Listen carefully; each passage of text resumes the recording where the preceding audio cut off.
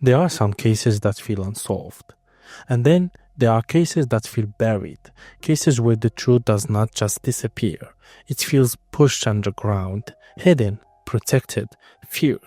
And few stories carry that feeling more than the death of two Arkansas teenagers, Kevin Ives and Don Henry. Because this was supposed to be a simple tragedy. That is how authorities first framed it.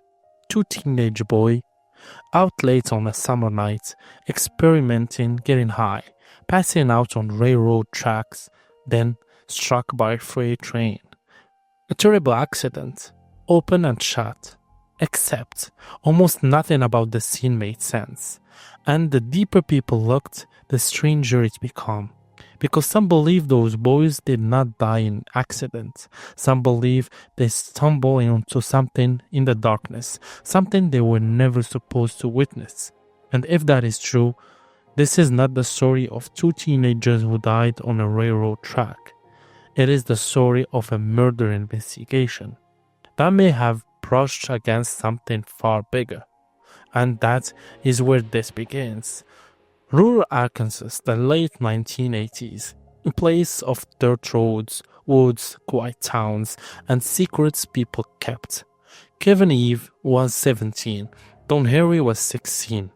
Close friends, young, restless, like countless teenagers in small towns, they spent summer nights driving back roads and wandering places adults never knew they went. But on the night of August 22nd, 1987, something happened. Something that would turn two ordinary teenagers into the center of one of America's strangest crime mysteries. That evening, the boys left home. Families assumed they would be back. No alarms, no panic. Just another teenage night out. But they would never return alive. And before morning, their names would be linked forever to a stretch of railroad track, and the mystery still argued decades later, because what happened next was only the beginning. In the early morning darkness, a freight train was moving through Arkansas. Routine, ordinary, nothing unusual, until the crew saw something ahead of the tracks. Shapes, bodies, human bodies. The engineer sounded the horn, applied brakes, but freight train did not stop quickly, and there was no avoiding impact. When the train finally stopped, Kevin and Don were dead. The scene should have launched an intense homicide investigation. Instead, almost immediately, a narrative appeared. Authorities said the boy had likely smoked marijuana, fallen asleep on the track, and been run over. A tragic accident. That explanation became the official story. But from the beginning, people questioned it, because even on its face, it sounded impossible. Two teenagers, both asleep on active railroad tracks, neither waking as a massive train approached, neither moving, neither reacting to the horn. For some, the story strained believed. For their family, it felt absurd. And they would soon have even more reason to doubt it, because what happened at the autopsy would turn suspicion into outrage, and would begin in revealing the accident theory piece by piece, because sometimes a cover story survives until the bodies start telling a different one. The first official conclusion was devastating, not because of what it proved, but because many believed it explained away too much. Authorities conclude the boys had been incapacitated, that marijuana caused them to pass out, that the train killed them, case closed. But families were unconvinced, especially Kevin's mother, Linda Ives, because she looked at what authorities called an accident and saw questions everywhere. She pushed, demanded answers, refused to let the case die. And eventually, a second autopsy changed everything. According to later findings widely reported in the case, there was evidence suggesting Don Henry may have been stabbed before the train struck. There were also indications Kevin Ives may have suffered blunt force trauma to the skull before impact. That changed the entire meaning of the crime scene, because if those injuries happened first, the boys may have been dead or incapacitated before they were ever placed on the tracks, which meant the tracks may not have been where they were killed, only where someone wanted the death to appear accidental. That possibility transformed everything. No longer a bizarre accident, potential homicide. And once that door opened, the theories exploded. Because if two boys were murdered, why? And what did they see that got them killed? The question would drag this case somewhere far darker, into allegations of drug trafficking, corruption, and whispered claims of cover-ups so dangerous. People say witnesses began dying. Whether every allegation was true or not, the case had crossed the line. It was no longer just suspicious. It had become haunting, and it was about to get stranger still. The theories began with one general possibility, that Kevin and Don saw something in those woods, something criminal, something powerful people wanted hidden. And one theory claimed the boys may have witnessed a drug trap. Reports and later allegations connected to the case to suspicious involving narcotic activity in rural Arkansas. Some claims were never proven, some remains controversial, but the whispers spread, and once they spread, they never stopped, because suddenly the question became, were these boys killed because they saw too much?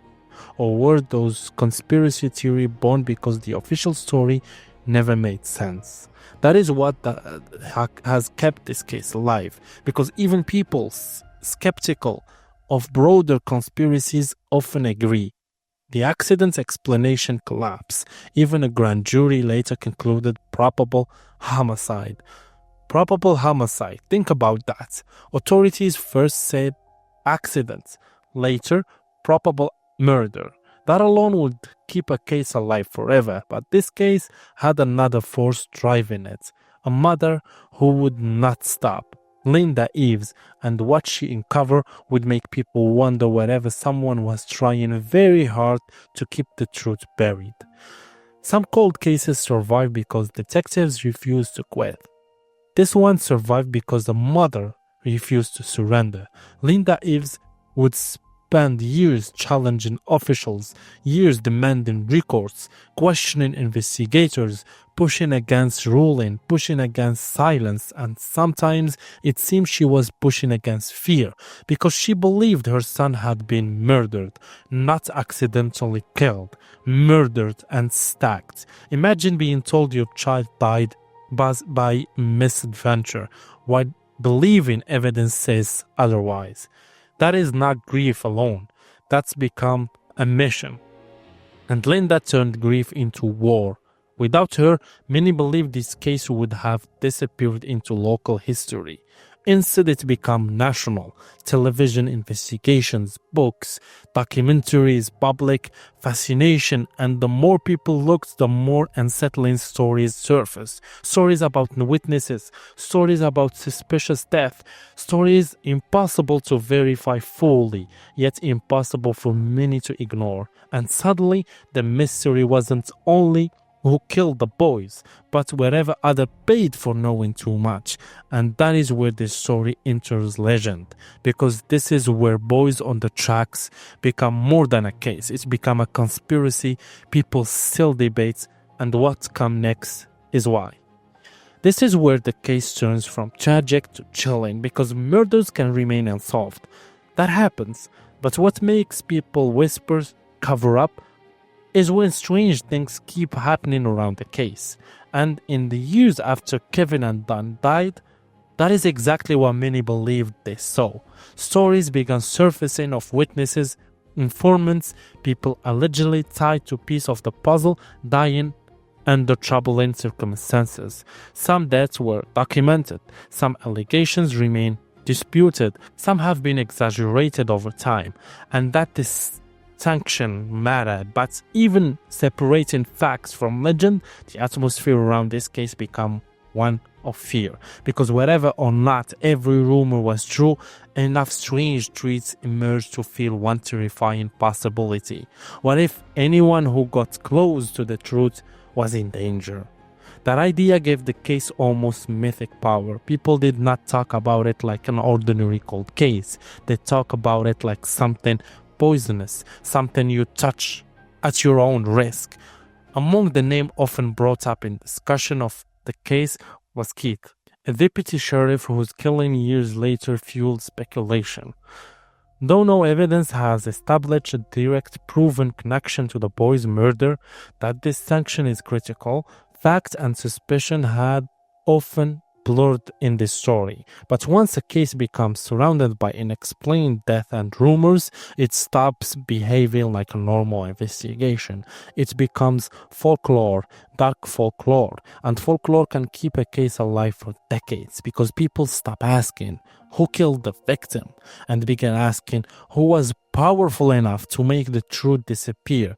And that question is why the Arkansas boys were never forgotten, because even now people still ask whatever the real crime scene was, not those railroad tracks, but something hidden far beyond them.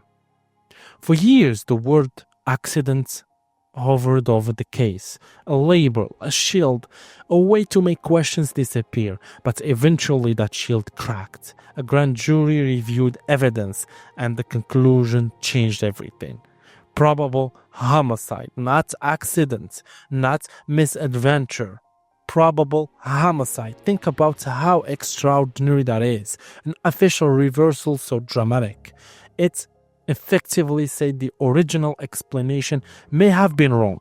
That should have transferred the case. It should have produced answer, arrests, justice, closure. Instead, it deepened the mystery because even after probable homicide, no one was charged, no killer identified, no prosecution, just more darkness. And that is one of the most unsettling things about this story. Evidence raised murder questions. Authorities recognized those questions, yet decades later, the case remains unsolved. How does that happen? How does a probable double homicide vanish into uncertainty? For many observers, that question becomes the real mystery. Not how Kevin and Don died, but why no one was ever held accountable. And once people begin believing justice was blocked, conspiracy does not need to be invented.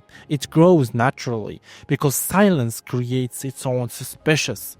And in this case, there was a lot of silence, too much, which led people to ask, was this merely a failed investigation or something worse? This is the part where facts end and suspicions begin. And they must be separated because the case has attracted decades of theories, some grounded in documented irregularity, others impossible to prove, claims about drug smuggling, claims about corrupt officials, claim about protected networks, claim involving figures far beyond Arkansas. Most remain allegations, not established facts, but their existence reveals something important. People believe the official story so little.